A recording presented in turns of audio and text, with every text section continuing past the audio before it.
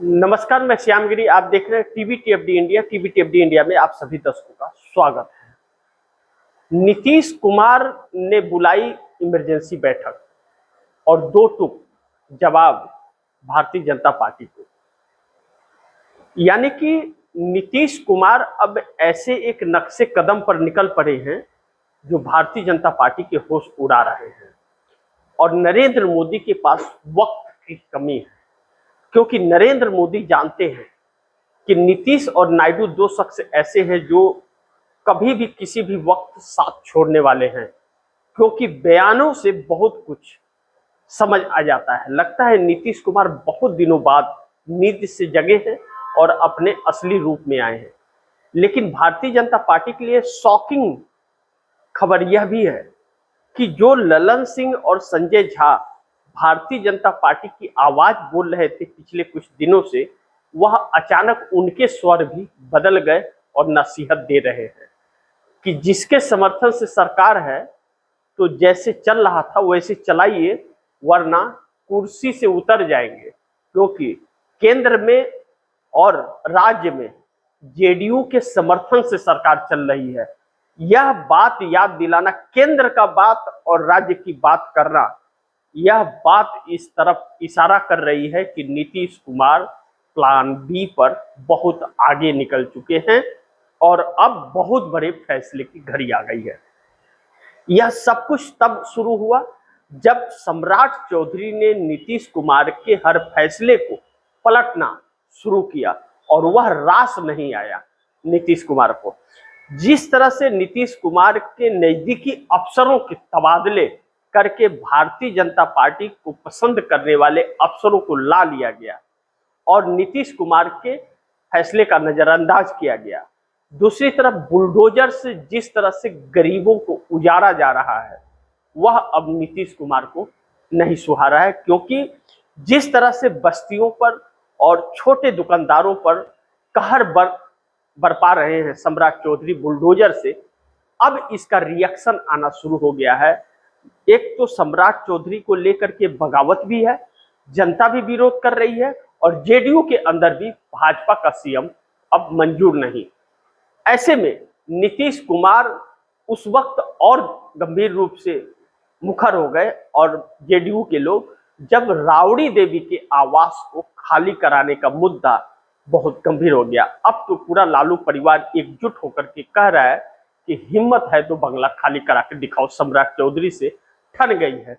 अब सम्राट चौधरी पीछे हटने को तैयार नहीं और राबड़ी देवी भी पीछे हटने को तैयार नहीं है। ऐसे में नीतीश कुमार ने कहा था कि राबड़ी देवी आवास खाली नहीं होगा। सम्राट चौधरी ने अपनी तानाशाहियां दिखाते हुए यह कार्य किया। क्या दिल्ली के इशारे पे किया कि नीतीश कुमार लालू प्रसाद यादव के पड़ोसी बन गए हैं, इसलिए दोनों को दूर करो पहले, नहीं तो कभी भी कुछ भी हो सकता है।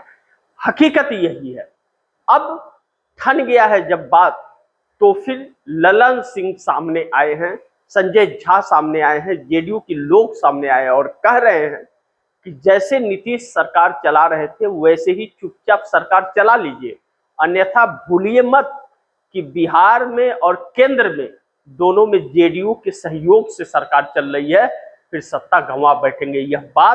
यह छोटी नहीं है।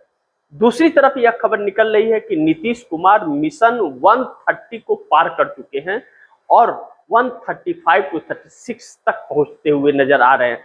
यानी कि सरकार नीतीश कुमार विपक्ष के साथ मिलकर के जेडीयू का सीएम बगैर किसी रुकावट का बना करके और 5 साल तक 2030 तक सरकार चला सकते हैं, इसकी संख्या कंप्लीट हो चुकी है। लेकिन दूसरी तरफ चंद्रबाबू नायडू भी बहुत खासे नाराज हैं और अब मोदी के ऊपर अब भरोसा चंद्रबाबू नायडू को नहीं रह गया है। मोदी के खिलाफ जिस तरह से माहौल बन रहा है, नीट पेपर लीक और सीबीएसई, यह मोदी सरकार के लिए गले की फांस बन गई है। राहुल गांधी रुकने को तैयार नहीं है, लगातार राहुल गांधी आगे बढ़ रहे हैं और इस पर भारतीय जनता पार्टी बैकफुट पर है। शिक्षा मंत्री धर्मेंद्र प्रधान और प्रधानमंत्री नरेंद्र मोदी, अब दोनों के इस्तीफे की मांग तेज होने लगी है।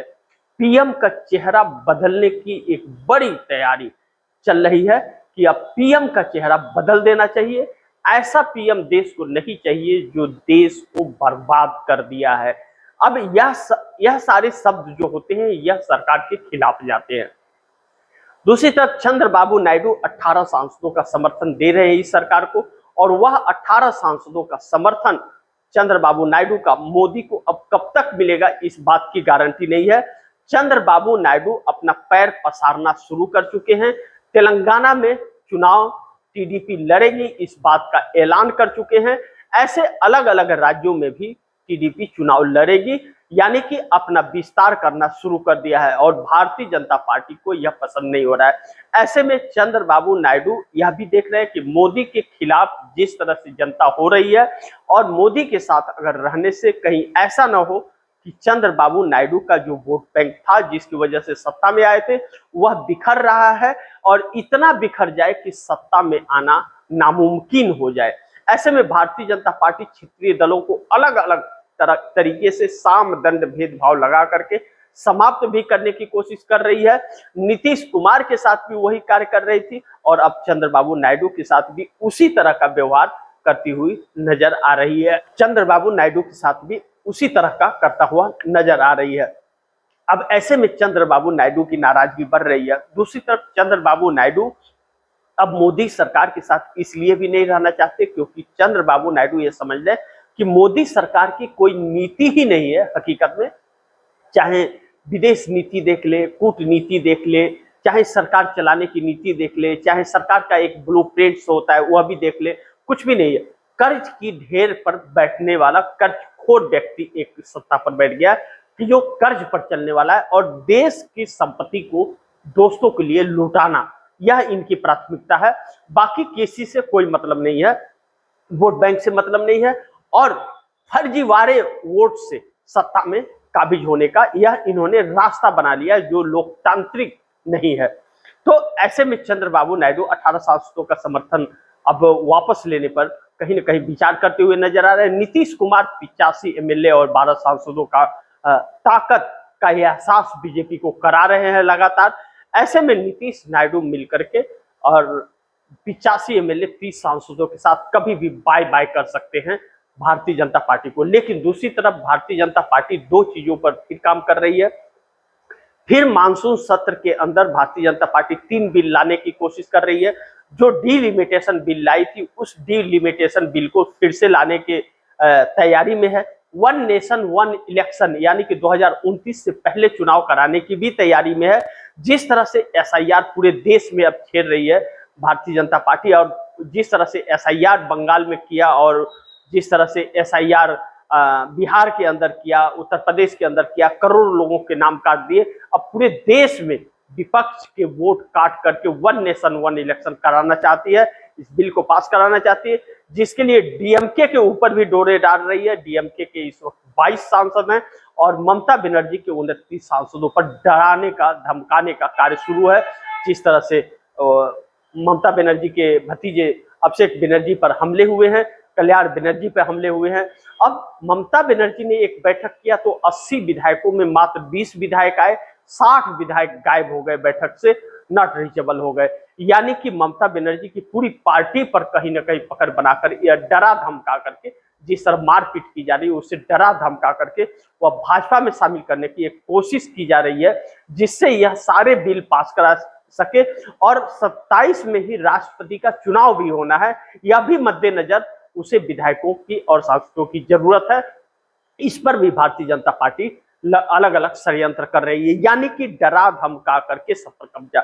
यानी कि यह सरकार अब बहुत घातक हो गई है। ऐसे में विपक्ष अगर एकजुट नहीं हो रहा है, इंडिया गठबंधन की बैठक 6 जून को है, लेकिन 6 जून को बैठक है और डीएमके इस बैठक में शामिल होगी नहीं होगी यह भी बड़ी महत्वपूर्ण है। डीएमके भाजपा के नजदीक जाती हुई नजर आ रही है, जो डीलिमिटेशन बिल के खिलाफ थी वह जा रही है भाजपा के साथ, और टीएमसी के लोग डर से भाजपा की तरफ होते हुए नजर आ रहे हैं। इन चीजों को आम जनता को समझना पड़ेगा कि यह कितने मौकापरस्त हैं कि पार्टी हार गई तो तुरंत यह भाजपा की तरफ जा रहे हैं। जानते हैं भाजपा किस तरह से देश को बर्बाद कर रही है, सब कुछ कर रही है। अब इसे डर इस जेनजी से लग रहा है जो जिस जेनजी का प्रतिनिधि इस वक्त राहुल गांधी कर रहे हैं, जिस जेनजी की आवाज को बुलंद करवा रहे हैं, और ऐसे में सीबीएसई और निफ्टी जो नीट का पेपर जो लीक हुआ, सीबीएसई का जो समस्या आया, इन सब को लेकर के बच्चे साढ़े 22 लाख नीट के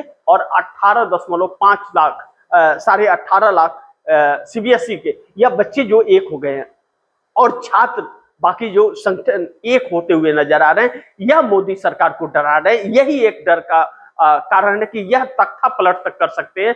ऐसे में यह जो इंडिया गठबंधन से भी लोग निकल करके एनडीए में जाने की फिराक में है, अपनी अपनी सत्ता मलाई खाने के लिए जा रहे हैं, क्योंकि चुनाव हार चुके हैं और सत्ता में रहने की आदत लत इनको लग गई है। तो अब विपक्ष के साथ न रह करके सत्ता के साथ जाकर के भोग उठाना चाहते हैं, भले देश खत्म हो जाए उससे फर्क नहीं पड़ता। यह जो चीजें हो रही है ना, यह इस देश के लिए बहुत घातक है। आने वाला वक्त बहुत चुनौतीपूर्ण होने वाला है और राहुल गांधी की फैसले लगातार हो रहे हैं, लेकिन यह सरकार अपने उद्देश्यों की तरफ बड़ी तेजी से बढ़ रही है। जिस तरह से डीलिमिटेशन फिर से करना चाहती है, और डीलिमिटेशन करने का मतलब है कि आसाम वाले हालात हो जाएंगे, एक जगह पर 10 लाख वोटर रहेंगे, दूसरी जगह पर 2 लाख वोटर रहेंगे। मतलब विपक्ष की जहां है तो एक कंस्टिट्यूंसी में 10 लाख वोटर को इकट्ठा कर देगी, और जो भारतीय जनता पार्टी का वहां छोटा छोटा कंस्टिट्यूंसी बना करके ज्यादा सीटें निकाल लेगी। तो विपक्ष उसी में उलझा जाए, एक सीट जहां विपक्ष निकालेगा वहां इसके 10 सीट आ जाएंगे। यह जो मतलब साजिश चल रही है, वही पूरे देश में करने की फिराक में भारतीय जनता पार्टी है, जिसको लेकर के राहुल गांधी लगातार यह बातें बता रहे हैं। अब महंगाई, बेरोजगारी, शिक्षा, स्वास्थ्य, इसके कोई मतलब नहीं है सरकार को, इस पर बिल्कुल ध्यान नहीं देना चाहती है। बस अपनी सत्ता को कैसे काबिज कर ले, क्योंकि नरेंद्र मोदी जानते हैं कि अगर सत्ता चली गई और विपक्ष एक हो गया, कहीं खुदा न खास्ता राहुल गांधी सत्ता में आ गए, तो यह जितने नफरती के चिंटू हैं, यह कोई बचने वाले नहीं है, आरएसएस तक नहीं बचने वाला है। यह सब के सब एक हो गए, चाहे अधिकारी हो, चाहे यह राजनीतिक दलें हो, और विपक्ष के भी कुछ लोग उसी में है जो पर्दे के पीछे से सरकार को समर्थन कर रहे थे, अब खुल करके सामने आने की स्थिति में आ रहे हैं। तो ऐसे में देश की जनता को तो यह समझना पड़ेगा कि क्या सही और क्या गलत है, और कैसे यह लोग देश को धोखा देकर के एक गुलाम पूरी तरह से क्लैप्स कर गई है सारी व्यवस्थाएं हमारे देश की। अब सिर्फ यह अपनी जान बचाने के लिए सत्ता चाहते हैं, और सत्ता के लिए अलग अलग तरीके यह अपना रहे। न्यायपालिका हो, संवैधानिक संस्थाएं हो, ब्यूरोक्रेसी हो, हर कोई इनके शिकंजे में आ चुका है। इसलिए अब देश की जनता को भी जगना पड़ेगा और फैसले सोच समझ करके लेने पड़ेंगे। अब लेकिन नीतीश से जगे हैं, चंद्रबाबू नायडू जग जाए।